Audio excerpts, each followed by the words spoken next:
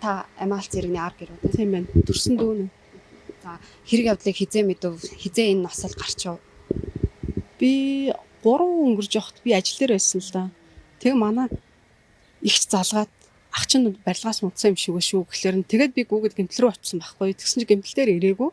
Нөгөө бэрцэн хүн очиод манай ах ирэг байсан. Тэгсэн чинь тэгээд би нөгөө барилга дээр байгаа гэхлээр барилга дээр нь гүгэд ирсэн чинь газар дээр өнгөрцөн гээд.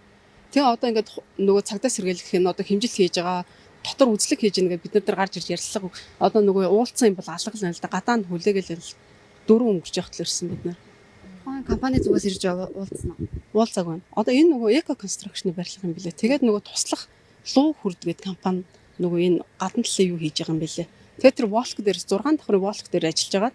Тэгээд нөгөө утас нь 2 утас урт утсан гэж унжих байтал тэр нь урт бог нь утас байгаад бог нь утас нь нөгөө нэг доошоо явж байхдаа сугараад тэгээ манах газар дээр өнгөрцөн байгаа байхгүй юу. Тэгээд нөгөө энэ хөдөлмөр хамгааллын инженер нь тэр мэрийг гарахтаа шалгадгүй юм уу? Яагаад ийм хариуцлагагүй юм болоод өдөр болгоо ингэж хүн өнгөрөх ёстой юм бэ тийм биз дээ. Тэгээ өдөртөл ингээл янз бүрийн болох юм. Тэгээ өнөөдөр бүр бид нар дээр өөрсдөд тохиолдож шít. Төрсөн ах минь одоо хар залуугаараа 3 хүүхэд яав. Гуруулаа жоохон хүүхэдтэй.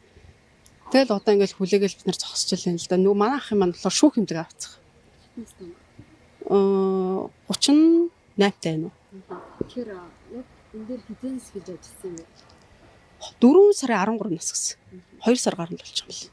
Цагдаагийн байгууллагаас юу гэж? Цагдаагийн байгууллагаас одоо хүлээж бид нар дотор үзлэгтэй байна гэдэл хүлээлгээл байна л да.